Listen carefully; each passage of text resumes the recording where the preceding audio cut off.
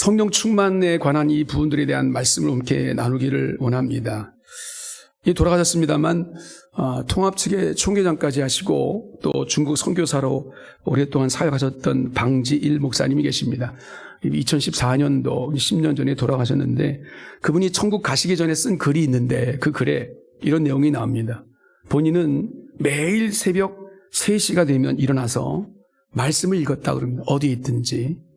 그런데 같은 말씀을 똑같이 읽어도 스스로의 삶을 비춰보면 어떤 날은 그 말씀이 기쁨으로 와닿고 어떤 날은 그 말씀이 너무도 부끄러워서 회개가 되고 눈물을 흘릴 때가 많았다. 이런 얘기를 합니다. 본인이 워낙 유명한 목사님이시고 또 총회장까지 하셨던 분이시기 때문에 사람들에게 집중, 관심받는 자리에 있었던 분인데 때로는 이런 혼자만의 모습이 부끄럽기도 하고 그래서 이런 모습들이 어떨까 싶었는데 그런데 하나님 앞에서 매일매일 있었던 이 경건의 시간, 회개하고 감격하는 이 시간이 내게 하나님의 일들을 감당할 수 있는 가장 중요한 역할을 했기 때문에 끊을 수가 없어서 평생 새벽에 말씀의 삶을 비추어 보는 그런 삶을 가지셨다라고 하는 그런 고백입니다. 그래서 이 방지일 목사님께서 나중에 이 시간을 이렇게 표현했습니다. 심장을 깨끗하게 하는 운동. 여러분, 생명의 필수적인 요소는 심장에 있습니다. 제가 지난주 중에 협심증으로 인해 쓰러졌거든요. 갑자기 저에게 이런 일이 있을 수가 있나 이런 생각이 들었는데 심장에 이 문제가 생기면 우리는 살아갈 수가 없어요. 여러분 심장의 움직임처럼 신앙의 기본이 튼튼하게 서야 하나님께서 원하시는 삶을 살아갈 수가 있습니다. 교만하지 않고 주님을 바라볼 수 있고 주님이 원하시는 인생을 살아갈 수 있겠죠. 그래서 이 방지일 목사님께서 이 경건의 시간을 심장을 깨끗하게 하는 운동이다라고 붙인 그 이유가 무엇이다 라는 것이 깨달아집니다. 기독교 변증가였던 프란시스 셰퍼라는 박사님이 계신데 이분이 돌아가시면서 유언으로 남긴 말이 있습니다. 청년들 좀 들어봐 주셨으면 좋겠습니다. 청년들이요, 행복을 삶의 목표로 삼는 실수를 범하지 마십시오. 이게 그분이 남긴 유언이에요. 이것은 행복의 눈으로 멀어가지고 참의 눈물과 하나님 앞에서의 거룩함을 멀리하는 이 세태를 한탄하면서 말씀하신 그런 유언 같은 얘기죠. 같은 말이지만 저는 조금 다르게 이 말을 바꿔서 여러분들에게 드리고 싶습니다. 여러분이 인간은 행복해야 됩니다. 그런데 여러분이 행복을 찾아 행복을 추구하긴 해야 되지만 다만 우리 행복의 기준이 과연 뭐냐라는 것입니다. 그 기준은 분명히 해야 할 것입니다. 그러면 우리 그리스도인들이 이 땅을 살아가면서 행복의 기준을 어디에 둘 것인가? 바로 이거겠죠. 셰퍼 박사의 지적처럼 그리스도인의 진정한 행복은 세상의 기쁨만 찾는 삶이 아니라 회개하고 외통하는 마음으로 하나님 앞에 서는 삶. 이것이 진정한 행복한 삶이다. 이것을 알기 때문에 방지일 목사님은 새벽마다 일어나서 말씀을 읽는 거 아니겠어요? 하나님과의 관계가 바르게 정립이 되고 그 관계가 온전해져야 진정으로 우리 그리스도인은 행복을 느낄 수가 있어요. 이게 없으면 우리 그리스도인의 행복한 삶을 살아갈 수가 없고 세상 사람들이 쫓는 대로 그냥 쫓아갈 수밖에 없어요. 그렇다면 우리 그리스도인은 죄에 대해서 회개하고 애통해하고 거룩을 쫓아가는 이런 삶을 살아야 된다는 얘기인데 어떻게 날마다의 치열한 삶을 살아가는 우리들이 이 상이 얼마나 치열한지 우리 잘 알지 않습니까? 현대인의 이런 삶 속에서 그렇게 날마다 주님의 거룩함을 쫓아가고 또 회개하고 애통해하며 살아갈 수 있을까라는 거예요. 여러분 사실 우리 액면 그대로 우리 자신을 바라볼 때 이것은 불가능한 이야기처럼 보입니다. 한번 여러분들이 지난 한 주간을 돌아보시죠. 지난 한 주간 동안 이런 시간이 있었나요? 주의 말씀을 읽으면서 눈물 흘린 적이 있었나요? 주의 말씀과 말씀을 들으면서 혹시 하나님과 만나는 어떤 그런 시간 속에서 내 죄가 회개되어지고 내 심령이 통회하고 자복하는 일들이 있었나요? 주님이 주시는 영적인 희열을 느끼는 그런 시간이 있었나요? 아니 지난 한 주간이 아니라 지난 한 달 동안 그런 시간이 있었나 한 번이라도? 아니 지난 1년 동안이라도 그런 시간이 한 번이라도 있었나요? 만약 이것이 그런 적이 없었네? 라고 하는 것들을 내가 느껴진다고 한다면 내가 지금 진정한 그리스도인으로 행복감을 느끼지 못하고 살아간다라고 여러분 진단하셔도 틀리지 않습니다. 그럼 무슨 일이냐면 나는 지금 세상에서 행복한 사람들이 쫓는 그 일들만 쫓고 살아가고 있다는 거죠. 진정한 그리스도의 모습이 아닌. 그럼 어떻게 이것이 가능할까? 이게 어떻게 가능할까? 성령 강림조회를 맞아서 저는 성령 충만이 방법이고 답이다 라고 여러분들에게 말씀드리고 싶습니다. 오늘 우리가 읽은 본문의 18절을 보게 되면 술 취하지 말라. 이는 방탕한 것이니 오직 성령으로 충만함을 받으라. 이렇게 말씀합니다. 성령 충만한 삶을 살라는 것입니다. 18절이 이 말씀을 좀 분석해 보면 성령 충만과 대비되는 삶이 나타나죠. 뭡니까? 술 취하는 삶입니다. 술 취한 삶. 여러분, 이것은 단순히 알코올에 의한 술 취함을 말하고 있는 것이 아닙니다. 세상에 취하고 쾌락에 취하고 재물에 취하고 자기 자랑과 이기심에 취하고 욕심과 욕망에 취해 있는 모든 삶을 대표하는 말이 술 취하지 말라라는 얘기입니다. 오늘 우리는 세상에 취해 살 것이 아니라 성령의 충만함으로 살아야 된다. 주님께서 말씀하십니다. 성경을 보십시오. 구약이나 신약이나 막론하고 하나님께서 사랑하시는 자에게 뭘 주시냐면 성령을 부어주십니다. 할렐루야. 그래서 하나님을 섬기게 하십니다. 그리고 하나님의 일을 하게 하십니다. 내 힘이 아닙니다. 성령께서 하시게 하시는 일입니다. 우리가 경험하듯이 이 세상을 믿음으로 사는 거 쉽지 않습니다. 반면에 세상의 방식, 세상의 가치관을 가지고 살아가는 건 아주 자연스럽습니다. 나는 그래도 이 세상을 잘 살아가고 있어. 나름대로 내가 사람들에게 나름대로 뭔가 영향을 끼치고 있는 삶을 살고 있어라고 하는 그런 어떤 우리의 고백이 있을 수 있습니다. 그러나 성경은 우리에게 뭐라고 말씀하시냐면 세상을 따라 살지 말라라고 말씀하십니다. 세상을 본받아 살지 말라라고 말씀하십니다. 그러면서 18절에 말씀하시듯이 술 취하면서 세상에 취하면서 살지 말고 오직 성령의 충만함으로 살아라. 이게 그리스도인입니다. 이게 예수를 믿는 거예요.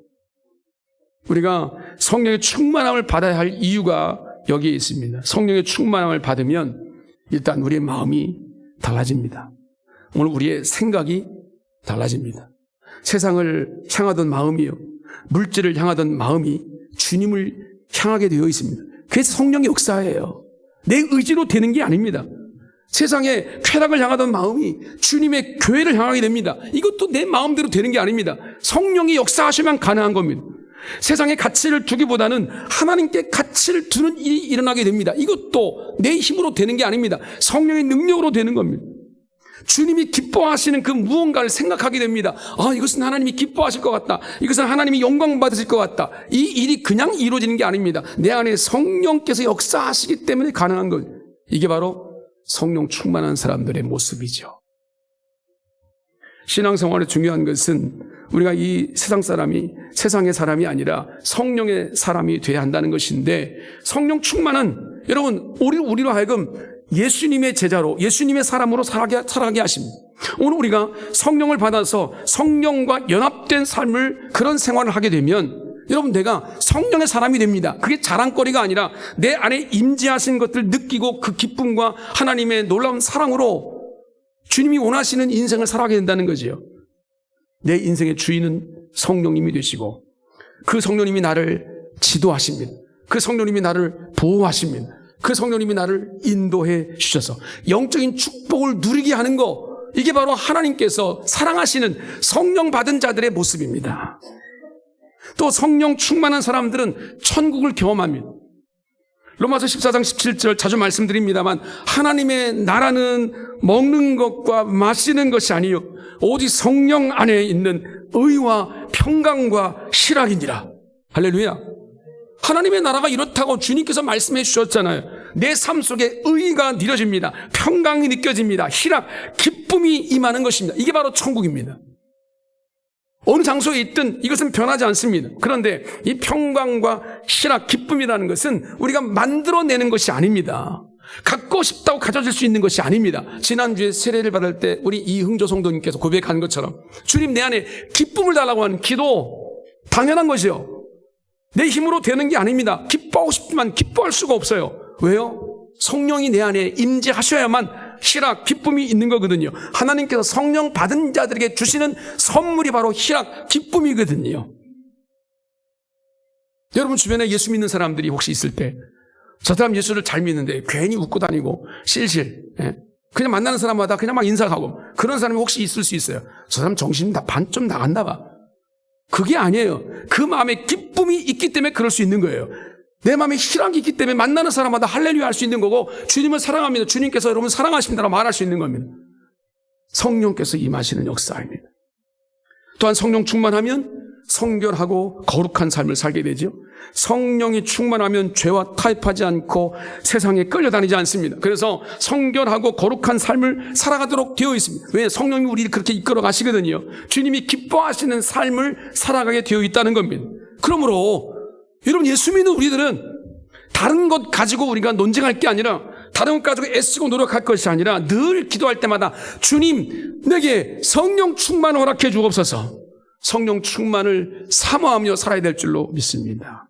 이 시간 여러분들에게 그 성령이 임하고 충만한 하나님의 역사가 나타날 줄로 믿습니다. 할렐루야. 두 가지를 함께 말씀을 나누기를 원합니다.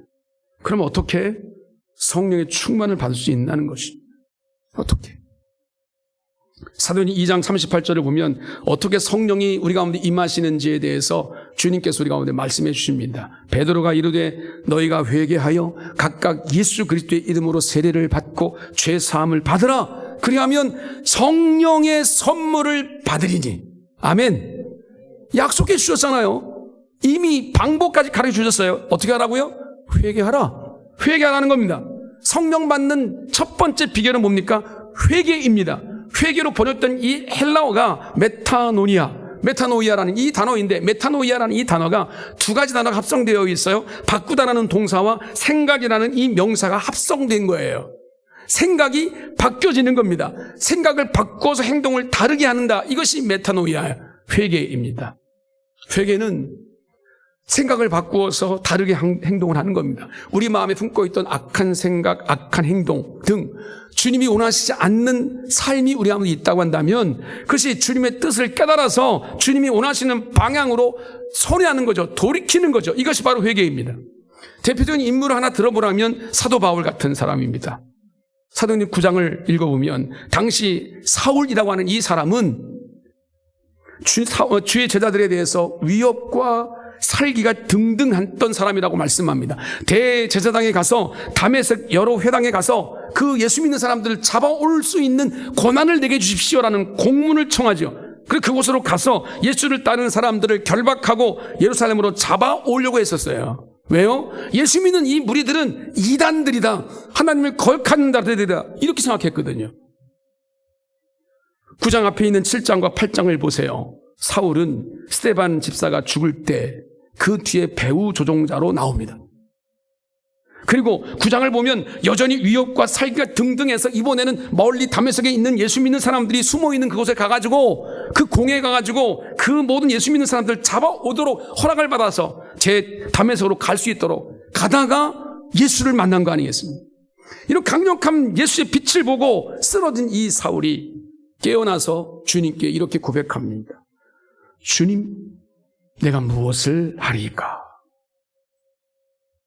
그날부터 이방인 사도로 부름받은 이 사도 바울은 죽는 날까지 복음을 전하는 삶을 살게 됩니다. 예수는 절대 구원자 메시아가 아니라고 생각해서 예수 믿는 사람들을 핍박했지만 예수를 직접 만나고 보니까 그분이 구원자인 거예요. 그분이 메시아인 거예요. 그걸 깨달았어요. 그래서 그 순간 예수 그리스도가 우리의 구원자이시다, 우리의 메시아이시다라고 전하는 사람이 되죠. 이렇게 회개라고 하는 것은 자기의 생각을 완전히 바꾸어서 주님이 원하시는 방향으로 가는 것을 회개라고 말하죠. 지금 우리가 가지고 있는 생각이 있습니다. 나의 행동들이 있죠. 그 안에 있는 욕심도 있을 수 있습니다. 이기심, 정욕 이런 것들을 가지고 있을 수 있는데 이 모든 것들을 버리고 주님이 원하시는 대로 돌아서서 회개할 때, 그럴 때 주님 뭘 주신다고요? 성령을 부어주신다 라고 약속해 주십니다. 아멘. 베드로가 베드로가 예루살렘에 모인 사람들에게 이렇게 얘기했습니다. 사도행전 2장 38절에 너희가 회개하여 각각 예수 그리스도의 이름으로 세례를 받고 죄 사함을 받으라. 그리하면 성령의 선물을 받으리니. 이렇게 말하자 모든 사람들이 그 말을 듣자마자 회개할 때 성령이 임하는 역사가 그 가운데 일어났어요. 그 사람들이 바로 예루살렘 교회 공동체가 된 겁니다. 이렇게 회개할 때 성령이 임합니다.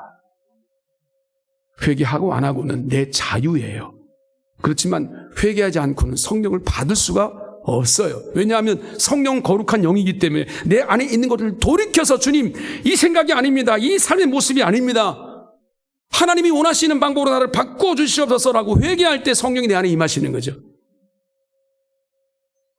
성령 충만을 받는 두 번째 비결이 있습니다. 그것은 성령 충만을 사모하는 것입니다. 부활하신 예수님께서 제자들과 믿는 사람들을 향해서 사도행전 1장 이렇게 말씀하십니다. 너희는 예루살렘을 떠나지 말고 아버지께서 약속하신 것을 기다리라. 그 말씀을 들은 사람들이 기다렸습니다. 다락방에 모여서 기다렸습니다. 1장 14절 이렇게 말하죠. 여자들과 예수의 어머니 마리아와 예수의 아우들과 더불어 마음을 같이하여 오로지 기도에 힘쓰더라. 주님은 제자들에게 내가 아버지께 구하겠으니 그가 또 다른 보혜사 곧 성령을 너에게 주사 영원토록 너희와 함께 있게 할 것이다. 약속하셨습니다. 다시 한번 말씀드립니다. 여러분, 예수 믿고 구원받은 하나님의 백성들이 이 세상을 살아가는 것은 내 힘으로 살아가는 게 아닙니다. 성령의 능력과 인도하심과 하나님의 역사로 살아가는 거예요. 성령 충만하지 않으면 절대로 예수의 뜻대로 살아갈 수가 없습니다. 우리와 함께 하시고 우리를 돕는 성령님, 우리의 갈 길을 인도하시고 지도하시는 성령님, 우리를 위해 기도하시고 그 기도하시는 보혜사 성령님께서 오늘 우리 가운데 임하시니까 제자들과 성도들은 그 약속을 믿고 기도하기 시작했습니다. 성령의 임재를 사모하며 주 앞에 기도했을 때 그들 가운데, 그 공동체 가운데 오순절에 마가의 다락방에 성령의 강력한 역사하심이 나타났던 것이죠. 다 알고 있는 얘기잖아요. 여러분, 성령의 충만함 받는 특별한 비결이 다른 데 있는 것이 아닙니다. 다른 특별한 비결이 없습니다. 회개하고 성령 충만을 사모하는 것입니다. 그 사모하는 마음으로 기도할 때 성령께서 우리 안에 임재하실 줄로 믿습니다. 그 성령이 내 안에 임재하시면 나의 마음과 생각과 나의 모든 행동이 온전히 주님을 바라보게 되고 믿음으로 살 수 있도록 우리를 이끌어 주실 줄로 믿습니다. 그렇기 때문에 여러분, 성령 충만을 위하여 기도하시기 바랍니다. 육신의 소욕을 따라 살았던 모습들과 욕망과 정욕과 죄를 따라 살았던 모든 모습들을 회개하고 그리고 성령의 능력으로 살 것을 사모하는 마음으로 무릎 꿇을 때 성령께서 오늘 이 시간 여러분의 마음속에 여러분의 인생을 붙드시고 하나님의 뜻을 이루어 주실 줄로 믿습니다. 그러면 성령 충만을 받으면 어떻게 되는가? 한번 말씀을 통해서 다시 한번 생각해 보면 구약시대부터 하나님의 사람들에게 성령은 부어졌습니다. 그래서 하나님을 알게 하셨죠. 하나님의 일을 하게 하셨죠. 하나님의 뜻대로 살게 하셨습니다. 출애굽기 31장 3절에 보면 성막을 만들기 위해서 모였던 그 부살랄이라는 사람에게 하나님의 영, 하나님의 신, 성령이 임했다라고 말합니다. 사사기를 보면 사사가 될 온니엘과 기드온과 입다라는 사람들에게 여호와의 신, 성령이 임했다라고 말씀합니다. 사무엘상 16장 13절을 보게 되면 다윗에게 여호와의 신, 성령이 임했다라고 말씀합니다. 그뿐 아닙니다. 성령님은 사울 왕에게도 임하셔서 예언자들이 또 임하시고 하나님의 역사를 이끌어 가셨습니다. 그 외에도 많은 기록들이 성경에 기록되어 있지요. 결론적으로 그렇습니다. 성령이 임하면 한결같이 어떤 현상이 일어나냐면 사람이 달라집니다. 변해요. 변하는 것을 나만 아는 게 아니라 주변 사람들이 느낍니다. 저 사람 변했다. 달라졌다. 느껴요. 하나님의 뜻을 깨닫게 되고 그 뜻을 이루게 되고 그것은 내 힘이 아니에요. 내 지식이 아닙니다. 여러분 주변에 예수 믿고 성령 받아서 변화된 사람을 보십시오. 그 사람이 갑자기 어떤 지식이 충만해서 변한 거 아닙니다. 어떤 갑자기 무슨가 어떤 센세이션한 그런 어떤 판타지가 있어가지고 사람들이 변한 게 아니라고요. 내 안에 회개가 되고 하나님의 임재가 내 안에 임할 때 주님이 주시는 천국의 경험이 되어지고 희락과 기쁨이 내 안에 임하게 되고 천국을 경험하게 되니까 힘과 능력이 솟아나와서 그렇게 사람이 변하는 거예요. 달라지는 겁니다. 이게 바로 하나님의 사람의 모습입니다. 예를 한번 들어볼까요? 사무엘상 16장 13절에 보면 사무엘이 기름 뿔병을 가져다가 다윗에게 부었더니 이날 이후로 다윗이 여호와의 성령에게 크게 감동되었다라는 이 말씀이 기록되어 있죠. 여호와의 성령이 다윗에게 임했다는 건데 그 이후의 기록을 보시면 14절 이후에 보면 사울 왕이 악령이 임합니다. 귀신이 들은 거예요. 사울 왕을 괴롭히는 거예요. 도저히 살 수가 없는데 다윗이 그때 가가지고 수금을 타며 찬양하면 사울 왕이 임했던 악령이 떠나갑니다. 누구 때문입니까? 성령 받은 다윗 때문인 거예요.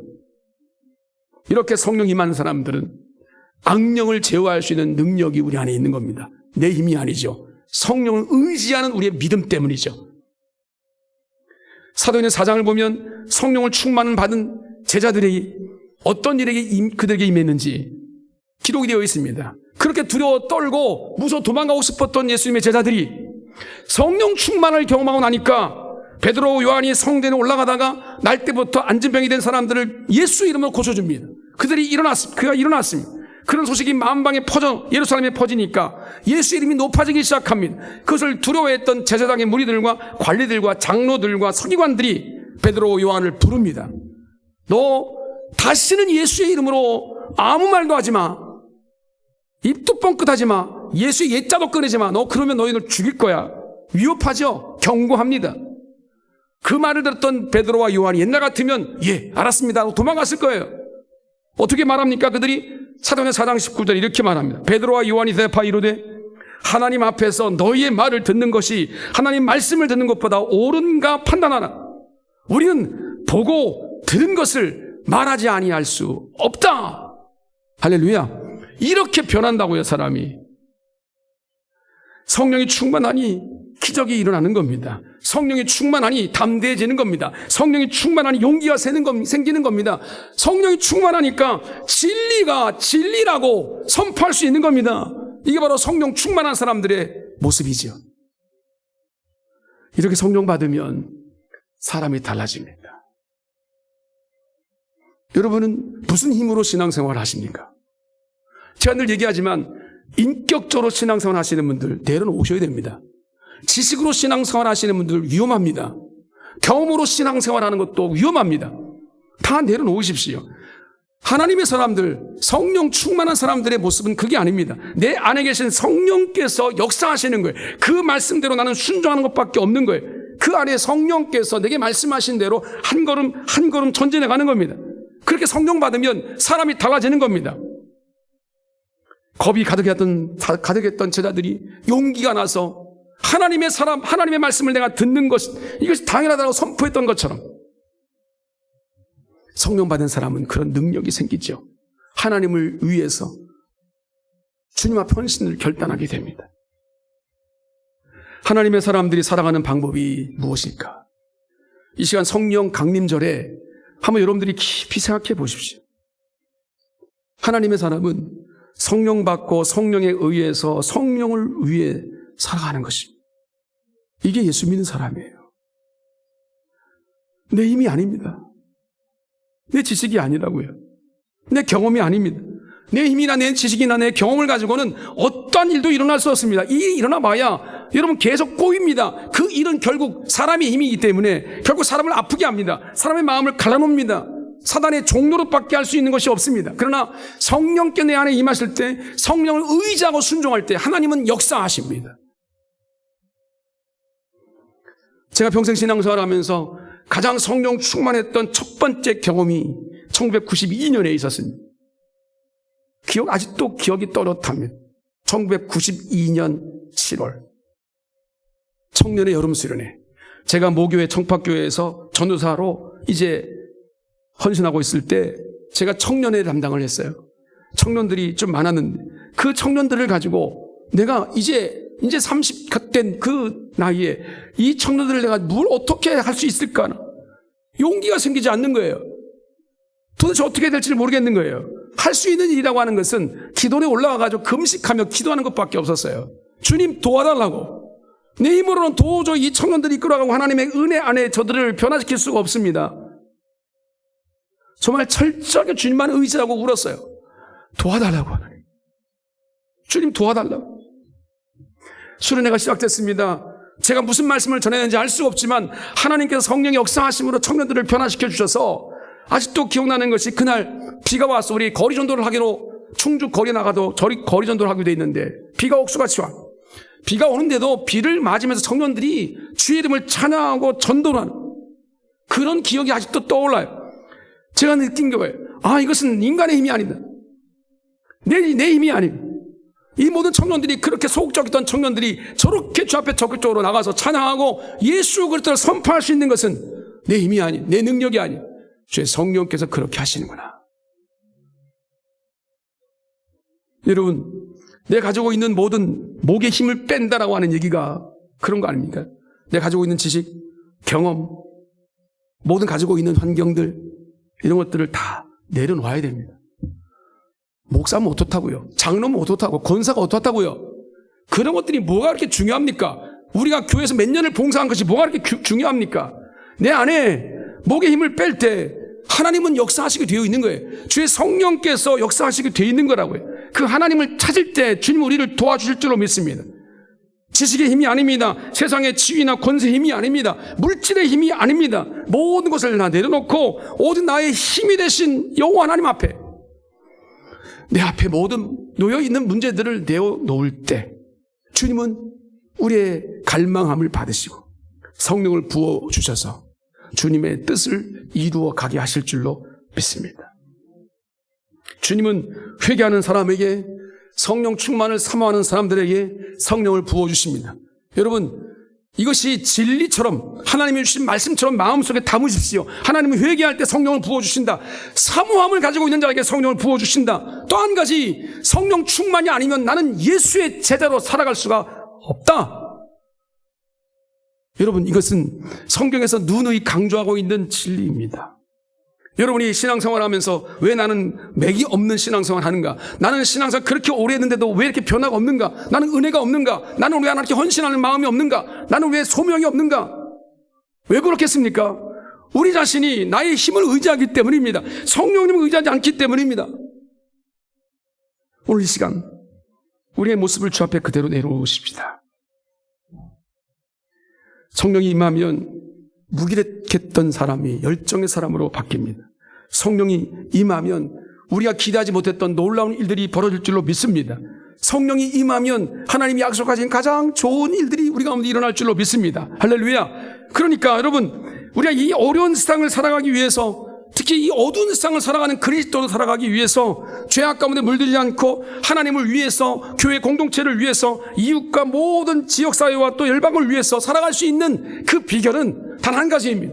성령의 임재를 경험하는 것이고 성령의 충만을 받는 것입니다. 이것을 사모해야 합니다. 이 일을 위해 기도하시기 바랍니다. 본문 18절에 말씀하십니다. 술 취하지 말라. 이는 방탕한 것이니. 여러분, 알코올에 취하는 것만이 방탕한 게 아닙니다. 여러분의 세상에 취해 있는 모든 것들이 다 방탕한 것입니다. 주님의 길을 따라가지 않는 것이 다 방탕한 것입니다. 나는 고고한 척 헤매면서 혹시 내가 신앙이 있는 척 말할 수 있겠지만 주님이 원하시는 이 신학과 평강이, 의의가 느껴지지 못하면 우리는 천국 백성이 아닌 거예요. 다시 한번 이 시간 겸손히 무릎 꿇고, 주님, 세상에 취한 나이가 아닌 성령에 취한 자가 되게 해주셔서 육체의 소욕을 이기게 하시고 성령을 따라 사는 사람이 되게 해 주시옵소서. 다시 한번 간곡히 여러분에게 호소합니다. 성령 충만하지 않으면 이 세상을 이길 수 없습니다. 성령 충만하지 않으면 주의 일을 할 수 없습니다. 성령 충만하지 않으면 마귀 사단 권세를 이길 수 없습니다. 다시 한번 하나님, 성령의 기름 부음을 허락해 주시옵소서. 충만함을 부어 주시옵소서. 회개하며 사모하는 마음 가지고 앞에 나갑니다.